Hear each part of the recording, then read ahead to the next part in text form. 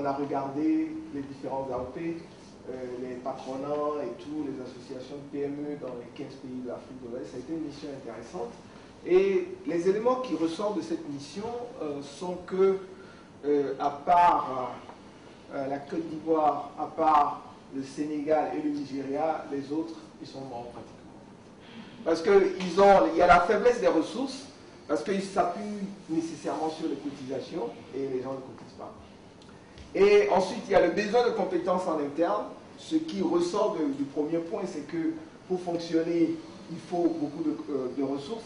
Et généralement, comme ils n'ont pas les ressources, il faut des compétences, ils n'ont pas les moyens de pouvoir avoir les compétences. Et le besoin de leadership, et souvent dans ces associations, quand elles prennent en puissance, on a tout le temps des palabres entre X qui veut prendre la présidence, Y qui veut prendre la présidence, et ça crée des dissensions internes, etc. Et enfin, on a des objectifs non définis. Et si on regarde un peu au niveau de ce que tout ce qu'il y a comme économie numérique peut faire, donc à ce niveau, par exemple, on se rend compte qu'ici, par exemple, il y a le secteur de l'usager. Bon, aujourd'hui, les AOP, comme l'a dit, se présentent comme des usagers de l'information. Je vais aller un peu rapidement. Donc, les trois volets du financement numérique des AOP, il y a trois volets au fait du financement des AOP pour financer leur économie numérique. Donc, le premier volet, c'est par exemple la génération des revenus de production. Ça veut dire quoi? Ça veut dire tout simplement que aujourd'hui, les gens pensent que quand tu veux passer au numérique, quand tu veux aller digital, ça veut dire que évidemment, tu vas dépenser de l'argent. Non, tu gagnes de l'argent. Et vous pouvez gagner beaucoup, beaucoup d'argent en passant à tout ce qui est encore numérique. C'est-à-dire que déjà, le fait de pouvoir, par exemple, mettre en place un site web, un site internet, vous permet de faire de la publicité, vous permet de faire plein de choses pour gagner plein de soi avec ça. Ensuite, le financement par la réduction de coûts, Joas en a parlé, c'est-à-dire le fait de pouvoir bien penser votre adoption du numérique, quelles sont les solutions que vous adoptez plutôt, va vous permettre, par exemple, de pouvoir réduire beaucoup en termes de personnel, de ceci, etc. Et enfin, le troisième volet, c'est le financement par les membres et les bailleurs. Donc, ça également, on va le voir rapidement. Donc ici, c'est un peu l'étude qu'on avait fait pour la FOPAO et quand on avait fait les pays. On s'est rendu compte, au fait, un peu les différents moyens par lesquels les AOP se finançaient. On l'a vu, ce sont les cotisations, il y a les subventions étatiques, les services, et puis il y a les divers. Donc, ici, en termes de services, ce qu'on s'est dit, c'est que vous pouvez utiliser, n'est-ce pas, le numérique, tout ce qu'il y a comme technologie, pour pouvoir financer votre expansion ou vos budgets de fonctionnement ou d'investissement. Déjà, par exemple, la formation de conseil. Donc, le fait de pouvoir faire, par exemple, je sais qu'au niveau de la CGC, une expérience est faite au niveau du e-learning. L'information et la veille.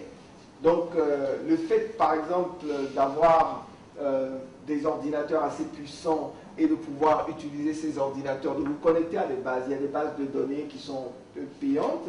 Et avec ces bases de données, vous pouvez avoir des informations que vous pourrez partager avec vos membres ou bien générer ces informations vous-même. Donc, à ce niveau, ça peut permettre également de gagner de l'argent. Et il y a au niveau des services intermédiaires, donc tout ce qu'il y a comme études prospectives, services de support et d'assistance aux PME et tout ce qu'il y a comme du lobbying également qui peut également être généré par rapport à tous aux demandes des membres. Donc ceci c'est pour dire quoi? C'est pour dire que ce que vous pouvez faire en achetant, en devenant numérique, en augmentant le nombre d'ordinateurs, en vous connectant, en achetant des bases de données et tout, ce sont des choses par lesquelles vous pouvez générer évidemment beaucoup d'argent et refinancer donc votre expansion numérique.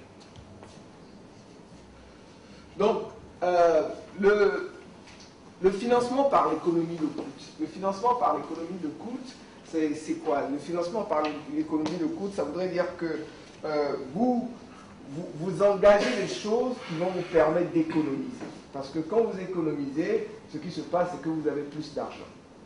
Et ça, c'est très important. Et à ce niveau, on distingue trois types d'économies. Il y a ce qu'on appelle les petites économies, il y a ce qu'on appelle les moyennes économies et les grandes économies.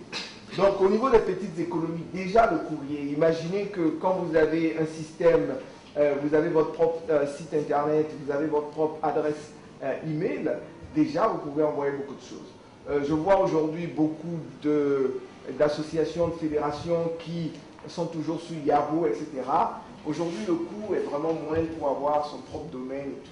Donc à ce niveau, je vous convie, si vous déjà pour les solutions, vous avez votre propre site internet déjà, vous avez votre propre domaine, beaucoup d'associations, encore une fois, ont peur de le faire, mais c'est très, très facile et le coût est très moindre. Donc vous pouvez déjà économiser tout ce qu'il y a comme courrier envoyé, tout ce qu'il y a comme photo, tout ce qu'il y a comme téléphone et communication audio. Aux États-Unis aujourd'hui, il y a des sociétés qui n'ont même plus le téléphone. C'est-à-dire que les gars, ils fonctionnent avec Viber et tout, etc. Ils ne paient pas un seul franc en coût de communication. Donc, imaginez l'économie énorme que vous faites déjà avec cela, en termes de génération de fonds. Les moindres économies, donc il y a tout ce qu'il y a comme vidéoconférence. Donc, plus besoin de voyager. Désolé pour ceux qui aiment voyager, qui attendent les perdièmes pour le voyage. Donc, je vais vous raconter une minute de blague. Et sur la petite économie, j'étais avec... c'est là où j'ai compris qu'il n'y a pas de petites économies. Quand je faisais mes études aux États-Unis, mon mentor, c'était un gars, il avait les sous et tout, etc. Et on était parti, la première fois que j'étais parti chez lui, il avait fait du saumon. Bon, l'américain, c'est le saumon, c'est vraiment... Et quand je n'ai pas pu tout manger, et puis bon, on dit, ramasser les trucs, on ramasse, et puis je voulais jeter, j'ai jeté, il dit, mais c'est il a repris les saumons dans la poubelle, il a nettoyé, il a mis dans le truc, on a mangé dans le... Mais c'est quelqu'un qui est très très riche. Donc c'est pour vous dire que... oui, c'est pour vous dire qu'il n'y a pas de petites économies, quoi. Donc à ce niveau, moyennes économies également, la publicité, diffusion d'informations également, et les grandes économies, ce sont les systèmes d'information, l'espace opérationnel, la gestion des compétences, qui sont évidemment des choses qui, numériquement, avec la technologie, peuvent vous permettre d'économiser énormément d'argent. La cotisation, donc, bon, il y a la cotisation, il y a les membres, il y a la cotisation, mais bon, comme on le sait, il y a ce problème de cotisation. Quand je fais la mission sur le cash, vraiment, partout c'est le même problème. Les gens ne cotisent pas. Ensuite, il y a les fonds publics. Les fonds publics, on sait qu'il y a la TSE, il y a les subventions, État et tout, etc. Mais souvent, on n'est pas au courant. On n'est pas au courant. Et puis, il y a les fonds privés bi- et multilatéraux. Ça veut dire quoi? Bon, avant les subventions, un des grands problèmes, c'est qu'on ne va pas et ça peut revenir sur les fonds privés. Il y a les programmes, par exemple, Banque mondiale, avec par PME, il y a les programmes bilatéraux, les Japonais ont plein de programmes. La dernière fois, je crois que c'était l'année passée, où ils nous disaient qu'ils ont des programmes même, les Ivoiriens ne sont pas au courant, les gens et l'argent repart, quoi. Vous voyez, ça fait mal au cœur.